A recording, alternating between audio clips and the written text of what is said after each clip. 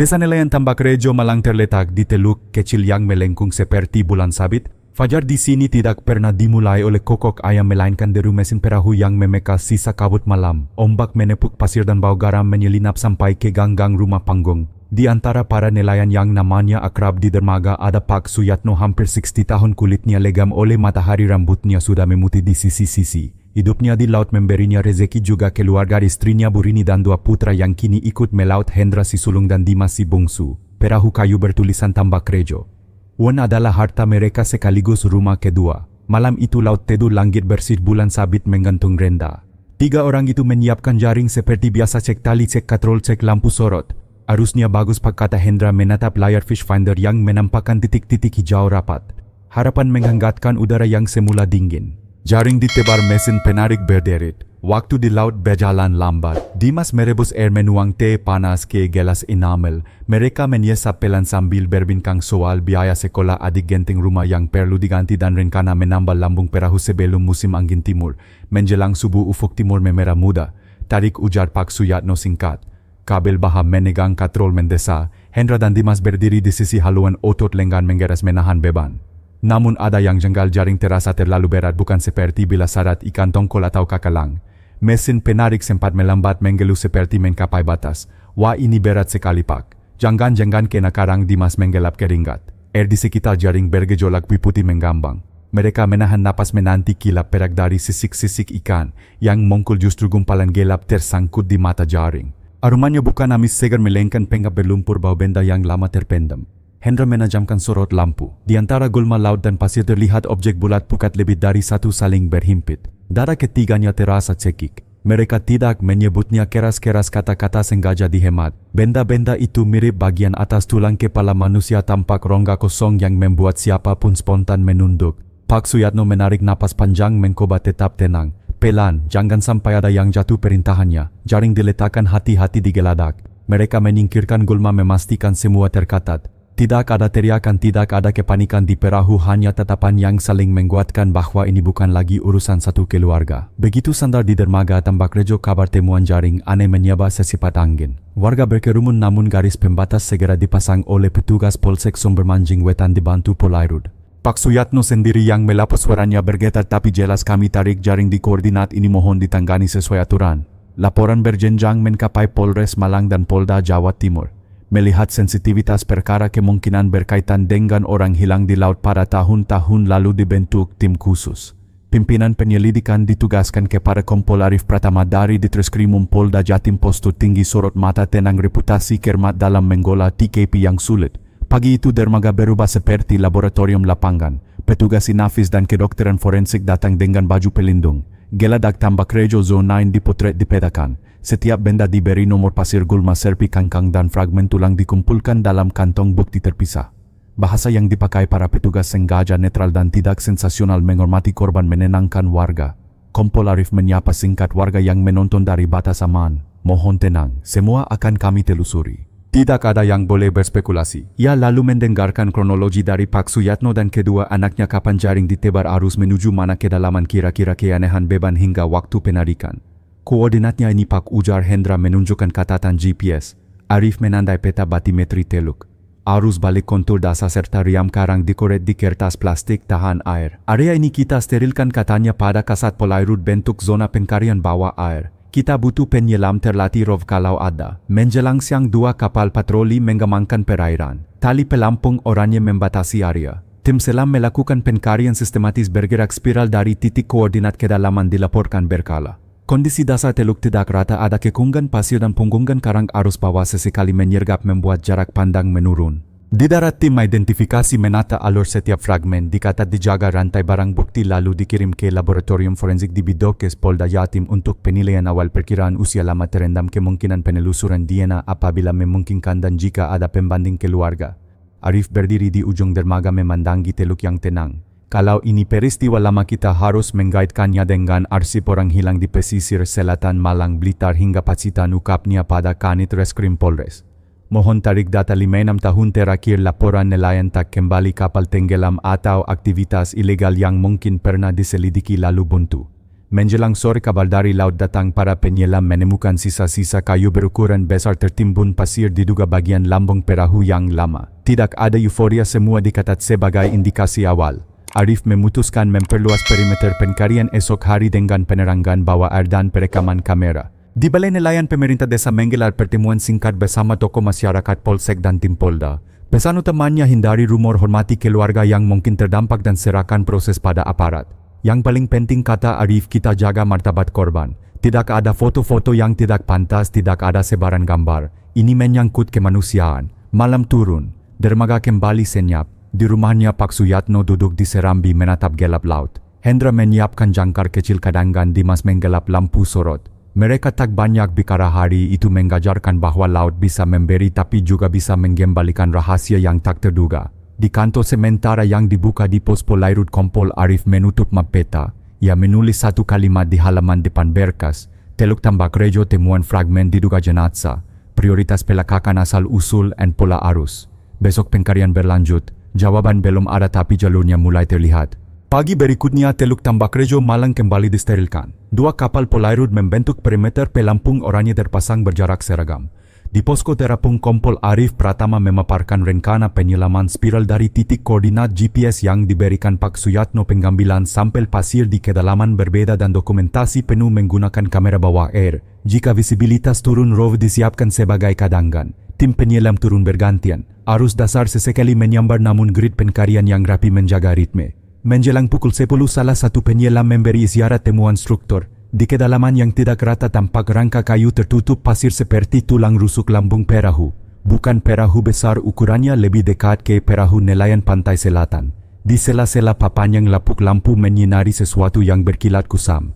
Benda itu kotak kayu seukuran buku tebal, tepinya terlilit sisa lilin keras yang tampak seperti bekas segel lebah. Penyelamatan dilakukan perlahan, pasir disapu, kotak dimasukkan ke wadah kedap air kemudian diangkat mengikuti rantai barang bukti. Kompol Arif menandai titik dengan pelampung khusus struktur kayu akan diperiksa lagi oleh tim teknis setelah arus lebih bersahabat. Di dermaga Inafis menyambut kotak dengan prosedur ketat. Permukaan kayu difoto, diukur dan dikeringkan bertahap agar seratnya tidak retak. Setelah saksi-saksi menandatangani berita, akar kotak dibuka oleh teknisi konservasi. Lilin tua perlahan dikikis, penutup kayu terangkat dengan bunyi pendek. Di dalamnya bukan perhiasan atau logam berat. Hanya sebuah buku catatan kecil bersampul kulit yang menghitam dan seutas kalung dengan liontin batu berukir ikan. Halaman buku menempel tetapi beberapa lembar masih bisa dipisah dengan larutan khusus. Tulisan di bagian awal terlihat catatan harian M. Hidayat, Dusun Sumberagung 5 tahun lalu. Kompol Arif menghela napas pelan. Nama itu segera disandingkan dengan basis data orang hilang di pesisir selatan. Sementara tim laboratorium menggeringkan halaman berikutnya, Arif meminta Satreskrim Polres Malang menarik arsip kehilangan perahu kecil yang dilaporkan keluarga nelayan antara 56 tahun terakhir. Di Bidokes Polda Jatim, dokter forensik memberi penjelasan awal yang hati-hati. Fragmen yang ditemukan di jaring kemungkinan besar berasal dari orang dewasa masa terendam cukup lama sehingga permukaan tulang berubah. Untuk identifikasi positif DNA tetap jadi harapan dengan catatan ada pembanding dari keluarga. Bahasa sengaja netral, tidak ada istilah yang bisa memicu sensasi. Fokus kita martabat korban, tegas dokter. Menjelang sore beberapa halaman catatan harian Hidayat dapat dibaca. Bahasanya sederhana, rutinitas melaut, rencana memperbaiki atap rumah, kebiasaan menabung kecil-kecilan. Lalu alur berubah, kami berangkat bukan untuk ikan melainkan mencari barang muatan lama di lokasi yang ditunjuk seorang nakoda. Katanya ini bisa mengubah nasib. Nama nakoda disebut singkat Taufik. Kata barang muatan lama membuat Arif berhati-hati. Ia tidak menyimpulkan apapun, hanya menandai halaman yang menyebut peralatan selam sederhana, papan kayu tua di dasar dan radio genggam yang beberapa kali dipegang Taufik. Di halaman lebih belakang tulisan Hidayat, mulai terburu-buru kami hendak pulang. Di kejauhan ada kapal tidak dikenal. Taufik gelisah. Lembar berikutnya robek tipis, sisanya pudar. Jangan diasumsikan negatif dulu, ujar Arif kepada tim. Catatan ini satu sudut pandang. Bukti lain harus menyokong. Ia minta Subag Renakta menyiapkan tim pendamping psikososial berjaga-jaga jika nanti harus menyampaikan kabar kepada keluarga yang potensial terkait. Malam itu rapat kecil digelar di posko Polairut. Peta batimetri dibentangkan, panah arus digambar ulang berdasarkan pengalaman penyelam. Kasat Polairut mengusulkan perluasan perimeter. ke sisi timur tempat arus balik kerap membentuk pusaran pasir yang bisa menyembunyikan objek. Disepakati esok hari penyelaman dilanjutkan dengan pola kartu angin sedangkan tim darat mulai tracing keluarga yang namanya muncul di catatan. Pagi ketiga Kanit Reskrim melaporkan kemajuan. Dalam arsip Polres ada laporan lama tentang perahu Mina Mutiara yang tidak kembali. Di daftar kru terdapat nama M. Hidayat dari Sumberagung. Pelapor Siti Mawar istrinya. Data itu tidak menyebut adanya penyintas. Arif meminta tim datang tanpa seragam mengkolok membawa pendamping dari pemerintah desa dan petugas perempuan untuk memastikan pendekatan yang empatik. Di rumah sederhana berkat biru muda Siti Mawar menyambut dengan ragu. Ia sudah bertahun-tahun hidup dalam ketidakpastian antara berharap dan merelakan. Arif menjelaskan dengan bahasa paling lembut ada penyelidikan di perairan dan mereka menemukan benda-benda pribadi yang mungkin terkait. Ketika liontin ikan dikeluarkan di atas kain putih, Siti menahan napas menatap lama air mata menggenang. Itu hadiah saya saat Hidayat ulang tahun, bisiknya. Arif tidak menyebut fragmen yang ditemukan. Ia hanya memohon izin untuk pengambilan sampel DNA keluarga sebagai pembanding semua sukarela dengan hak privasi dilindungi. Siti mengangguk didampingi perangkat desa, formulir persetujuan ditandatangani. Apapun hasilnya kami sampaikan dengan hormat, janji Arif. Kembali ke posko, Arif menata mozaik kecil yang mulai terbentuk lambung perahu tua di dasar teluk kotak kayu dengan catatan Hidayat rujukan ke nakoda Taufik, kemungkulan kapal tak dikenal dan liontin yang dikenali keluarga. Ia menulis di papan won. Identifikasi korban melalui DNA prioritas. 2. Penelusuran Taufik alamat terakhir hubungan kerja apakah masih berada di pesisir Malang atau pindah. 3. Riwayat perairan Qatar insiden kapal asing, kapal tanpa tanda yang pernah dilaporkan nelayan pada rentang waktu itu. 4. Jalur barang bila catatan menggara pada muatan lama koordinasi Direktorat Tindak Pidana Tertentu dan Balai Pelestarian Cagar Budaya untuk memastikan aspek hukum. Sore hari penyelam melaporkan temuan tambahan serpi papan dan keping logam yang mungkin bagian dari perlengkapan perahu. Semua dinaikkan, dipilah, disimpan sesuai protokol. Tidak ada yang berspekulasi di luar data tertulis. Arif mengingatkan kita tidak memburu kereta, kita memburu kebenaran pelan, rapi dan sah. Senja melabuhkan warna jingga di atas tambak Rejo. Kapal-kapal nelayan kembali satu-satu, klakson pendek menyapa keluarga di darat. Di kejauhan pelampung perimeter masih bergoyang kecil digelitik arus. Kompol Arif berdiri di dermaga menatap garis ombak. Besok daftar nama Taufik akan dikari dokumen kependudukan, jejak perizinan perahu dan keterangan rekan-rekan lama. Catatan Hidayat tidak menyebut banyak tetapi cukup untuk membuka arah. Di buku harian operasi, Arif menutup hari dengan kalimat sederhana, Tambak Rejo bukan misteri, ia menyimpan jawaban yang butuh kesabaran. Pagi itu posko di dermaga Tambak Rejo kembali sibuk. Kompol Arif Pratama membagi tim satu melanjutkan penyisiran bawah air. Ke sektor timur satu lagi menelusuri administrasi pelabuhan dan data kependudukan untuk mencari Taufik. Di papan tulis Arif memberi garis tebal pada dua kata kunci identifikasi dan jejaring. Tim laut berangkat duluan. Arus masih berubah-ubah tetapi visibilitas lebih baik dibanding hari sebelumnya. Penyelam menuruni garis pandu menyapu pasir dengan tangan dan sekop kecil. Mereka menemukan keping kakak melengkung yang diduga bingkai jendela kabin serta kerangka antena pendek. Ada juga rangka besi kecil yang tampak seperti dudukan radio genggam. Semua dimasukkan kantong bukti, diberi label koordinat dan kedalaman. Sementara itu tim darat menuju tepi Sendang Biru. Petugas administrasi melepas senyum tegang ketika melihat surat tugas. Data lama dikeluarkan dari laci besi, daftar kapal kecil, izin berlayar dan nama-nama juragan. Di lembar yang mengguning tertera Mina Mutiara beberapa kali, salah satunya mencantumkan nakoda Taufik. Alamat terakhir sumber mancing wetan, nomor ponsel sudah tidak aktif. Ada catatan kecil kapal tidak kembali, pelapor keluarga. Arif meminta penjelasan singkat dari Ketua Paguyuban Nelayan. Taufik waktu itu dikenal tenang tapi belakangan sering membawa hidahan di talki dan terlihat berunding sendiri di ujung dermaga, kata Ketua.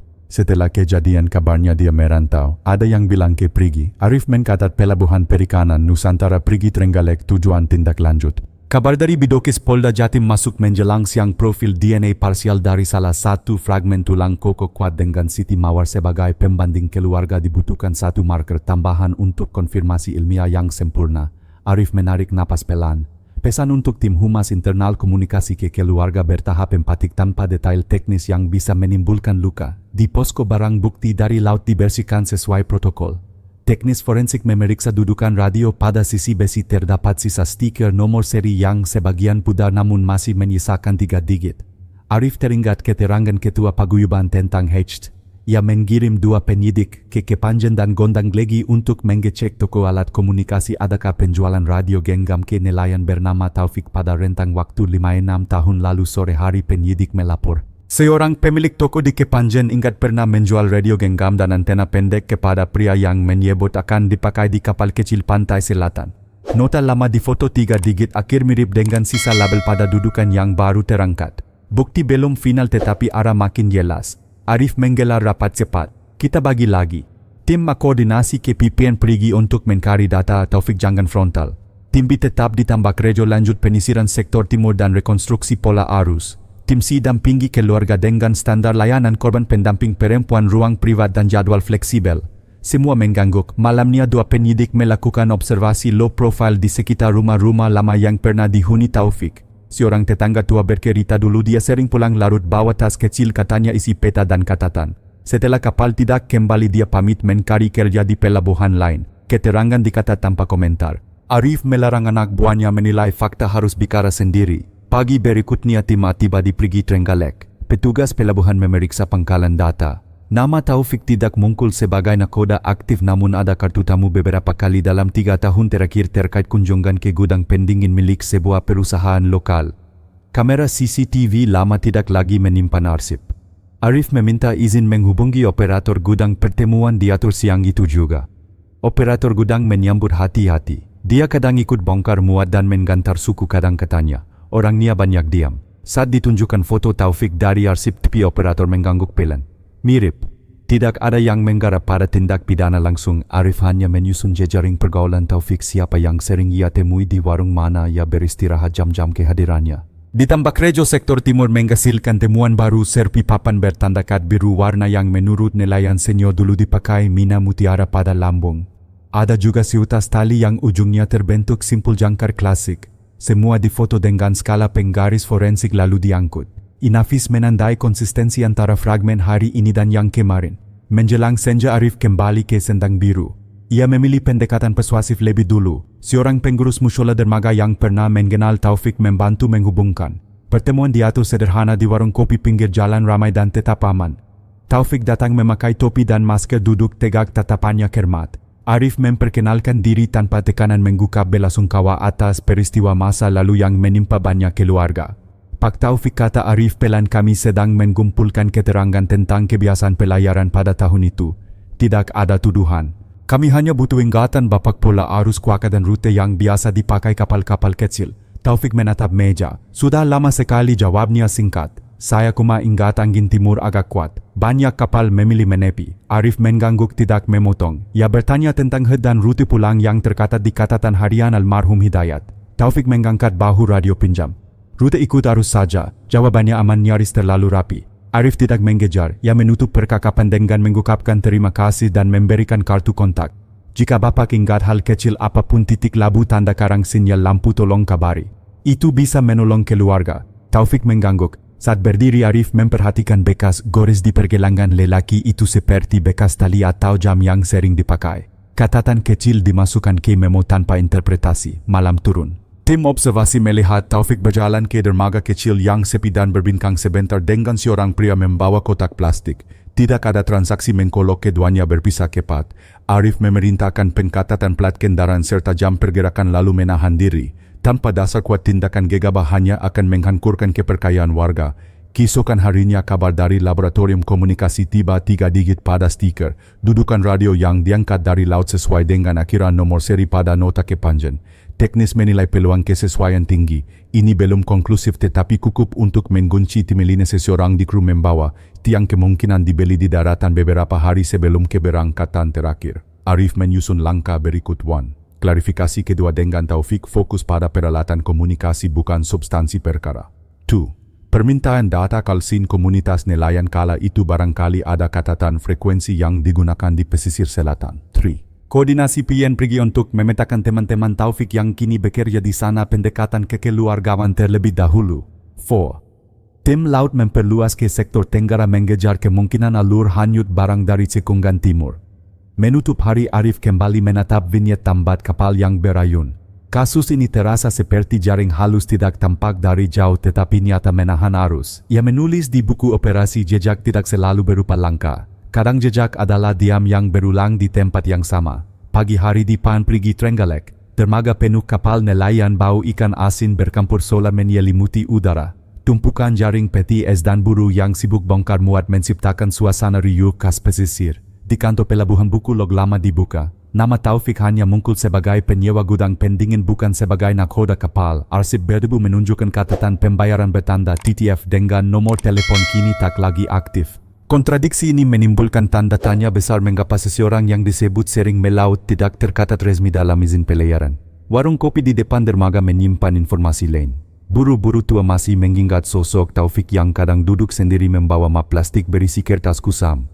Mereka menyebut isinya seperti peta laut namun tak ada yang pernah melihat jelas. Fragmen cerita ini menguatkan dugaan bahwa Taufik menyimpan sesuatu lebih besar daripada sekadar catatan nelayan biasa. Di Malang tim laboratorium meneliti radio genggam berkarat. Nomor seri samar ternyata kokok dengan nota pembelian di Kepanjen. Kekokokan mencapai 92% cukup untuk memastikan perangkat itu kemungkinan dipakai oleh kru Mina Mutiara sebelum kapal lenyap. Radio yang awalnya dianggap rongsokan berubah menjadi barang bukti penting. Sore hari langkah penyelidikan mengarah ke rumah keluarga Siti Mawar di Tambak Rejo. Hasil DNA parsial disampaikan dengan hati-hati. Ibu korban mendengarkan sambil menggenggam tasbih air mata menetes perlahan. Kesedihan itu menegaskan bahwa kasus bukan sekadar data forensik tetapi juga luka nyata yang memberas pada keluarga pesisir. Malam turun di dermaga, ombak pelan tali tambang berderit. Dari kejauhan sosok mirip Taufik terlihat berbicara dengan seorang pria sambil menenteng kotak pendingin. Pertemuan singkat tanpa banyak saksi lalu keduanya pergi ke arah berbeda. Pola gerak seperti itu memperkuat kesan bahwa ada aktivitas tersembunyi yang sengaja dilakukan di jam sepi. Hari berikutnya catatan hasil rapat internal menegaskan 3 arah kerja. Tim pertama menelusuri kalsing nelayan lama sepanjang pesisir Malang Trenggalek. Tim kedua memperluas pencarian bawah laut di sisi tenggara memetakan arus balik yang mungkin membawa serpihan kapal. Tim ketiga melanjutkan observasi terhadap Taufik tanpa interaksi terbuka. Setiap langkah dipandang sebagai bagian dari puzzle yang perlahan membentuk gambar utuh. Malam terakhir di Perigi diwarnai renungan. Catatan lapangan menuliskan bahwa laut memang menyimpan rahasia tetapi rahasia manusia jauh lebih dalam. Sosok Taufik radio karatan peta lusuh serta kebisuannya menjadi potongan teka-teki yang menuntun pada satu kesimpulan gelombang sunyi ini cepat atau lambat akan pekar menyingkap kebenaran yang selama ini terendam. Pagi buta jalan sempit menuju Tambak Rejo masih basah oleh embun. Deretan perahu kayu terikat di muarakat menggelupas memperlihatkan warna asli kayu. Aroma garam bercampur bau angin membuat udara terasa berat. Tim penyidik tiba dengan membawa berkas baru hasil analisis serpihan kayu yang ditemukan di lokasi pencarian bawah laut. Serat kayu identik dengan bahan yang biasa dipakai pengrajin perahu di pesisir Blitar bukan dari galangan besar di Surabaya. Petunjuk ini mempersempit kemungkinan asal kapal yang hilang. Di rumah keluarga Mawar suasana muram masih menggantung. Foto lama tergantung di dinding bambu menampilkan wajah Siti Mawar muda bersama Taufik dan beberapa awak lain. Tim forensik meminta izin untuk memindai gambar dengan resolusi tinggi. Perangkat lunak penggenal wajah menunjukkan kekokokan dengan salah satu korban tanpa kepala yang ditemukan di dasar laut. Konfirmasi ilmiah ini menambahkan lapisan kepastian meski menyakitkan bagi keluarga. Sore harinya gudang es milik Taufik diperiksa. Pintu berkarat dibuka dengan susah payah, di dalam hanya ada kotak-kotak kosong dan mesin pendingin mati. Namun di sudut gelap ditemukan tong plastik biru setengah terbenam dalam air sisa es. Setelah dibersihkan, dinding tong memperlihatkan goresan berbentuk angka. Hasil pemeriksaan awal menunjukkan kode koordinat sederhana kemungkinan titik peredaran tempat kapal terakhir berlayar. Malam turun di desa, listrik padam sesaat membuat dermaga gelap. Di tengah suasana itu bayangkan seseorang masuk ke gudang yang sudah disegel. Tim pengintai merekam dari kejauhan. Sosok mirip Taufik tampak tergesa-gesa membuka gembok tambahan dengan kunci cadangan yang membawa keluar map plastik berisi kertas basah lalu menghilang ke arah hutan bakau. Keesokan paginya tim menyisir area bakau dan menemukan sisa kertas tersecer. Tulisan samar masih terbakar deretan angka panah dan kata Segara Kidul. Catatan ini menghubungkan Taufik dengan kepercayaan lama nelayan tentang Laut Selatan, tempat yang diyakini menyimpan kapal karam dan arus berbahaya. Semua bukti dikompilasi. Pola mulai terlihat serpihan kayu, radio berkarat, foto lama tong biru hingga catatan bakau. Nama Taufik kini bukan sekadar sosok misterius melainkan pusat dari jaring besar yang menjerat nasib belasan nelayan hilang. Tekanan publik di pesisir semakin kuat, warga menuntut jawaban dan tim penyidik sadar bahwa tahap berikutnya adalah konfrontasi terbuka. Langit tambak medyo malam itu gelap hanya diterangi cahaya bulan pukat yang terpantul di permukaan laut. Ombak memeka karang dengan suara berat seakan menyembunyikan sesuatu di balik riak gelap. Tim penyidik mendirikan pos kecil di tepi dermaga, lampu sorot diarahkan ke jalur keluar masuk perahu. Nama Taufik menjadi pusat perhatian, setiap gerak-geriknya kini dikatat rapi. Sebuah laporan masuk dari warga yang melihat perahu kayu kecil berangkat diam-diam menuju arah selatan jauh dari jalur biasa nelayan. Nomor lambung perahu mirip dengan catatan kepemilikan Taufik. Tanpa menunda, 2 kapal patroli dikerahkan mengikuti dari kejauhan. Angin malam kencang, perahu pengintai berguncang, namun sorot radar memastikan jejak target tidak hilang.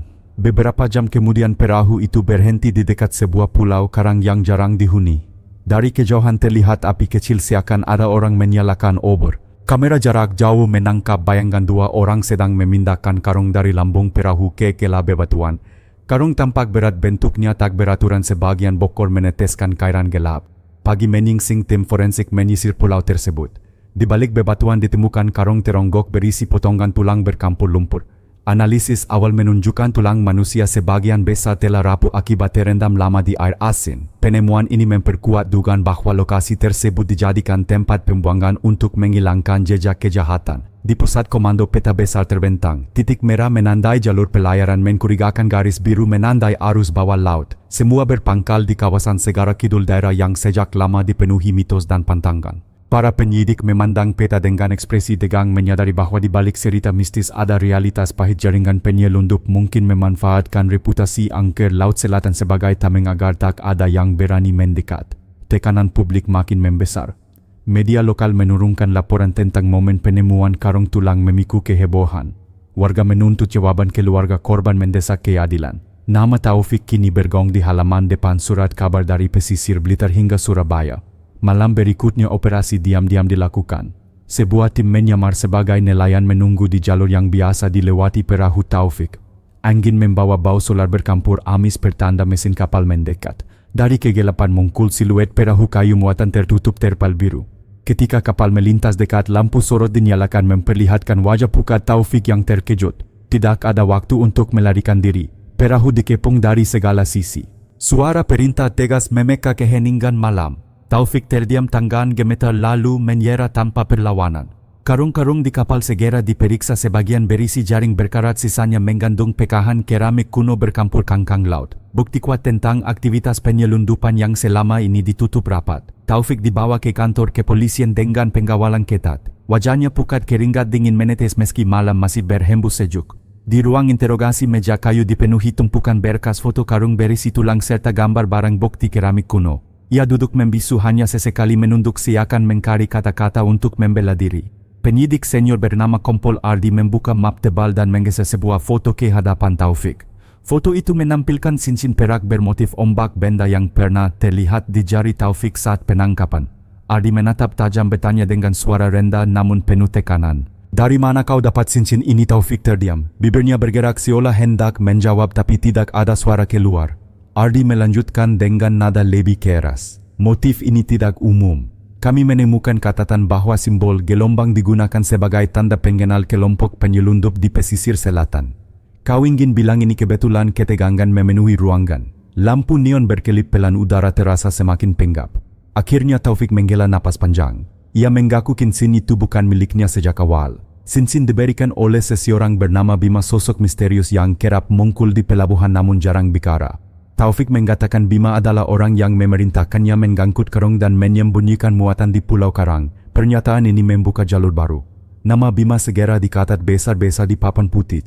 Tim intelijen bergerak cepat menyisir catatan kependudukan, mencari orang dengan nama serupa di kawasan pesisir Jawa Timur. Informasi awal menunjukkan ada seorang pria bernama Bima Santosa, dikenal sebagai pemilik gudang ikan di Trenggalek, namun memiliki reputasi aneh. Ia jarang menjual ikan, gudangnya lebih sering tertutup rapat.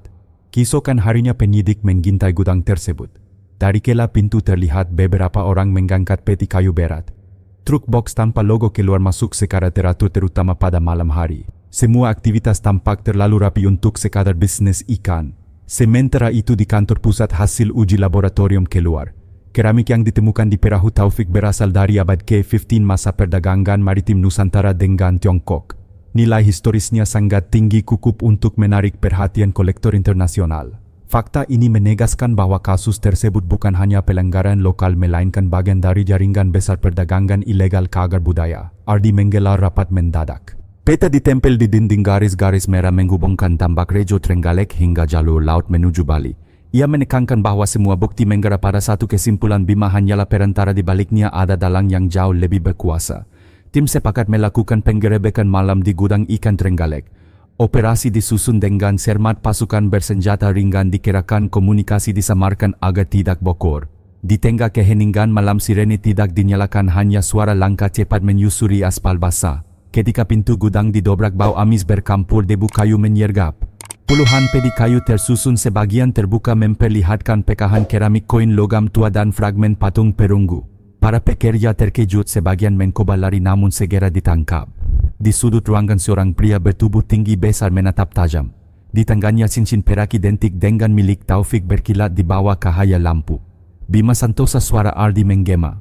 Pria itu tidak menjawab, hanya mengangkat dagu dengan sikap menantang. Kisah nelayan Tambak Rejo mengingatkan kita bahwa bahaya terbesar tidak selalu datang dari laut yang bergelombang, tetapi justru dari hati manusia yang dipenuhi keserakahan. Laut bisa tenang lalu tiba-tiba berubah ganas, namun pengkhianatan seorang teman jauh lebih menyakitkan. Dari cerita ini kita belajar bahwa jangan pernah membiarkan keserakahan menutup mata hati. Ketika kita hanya mengejar harta dan kekuasaan, kita bisa kehilangan segalanya, sahabat, keluarga, bahkan nyawa. Keadilan memang bisa datang terlambat, tetapi ia tidak pernah absen. Sehebat apapun seseorang menutupi kesalahan, kebenaran akan menemukan jalannya. Oleh karena itu, hidupilah dengan jujur, jangan mengkhianati kepercayaan, dan selalu ingat bahwa setiap perbuatan memiliki konsekuensi. Jika kisah ini membuat Anda merenung, dukung terus channel ini dengan cara tekan tombol like agar cerita ini menjangkau lebih banyak orang. Klik tombol subscribe supaya Anda tidak ketinggalan kisah-kisah berikutnya. Nyalakan lonceng notifikasi agar setiap episode baru langsung sampai ke layar Anda. Setiap dukungan dari Anda adalah semangat besar bagi kami untuk terus menghadirkan cerita penuh makna dan pelajaran hidup.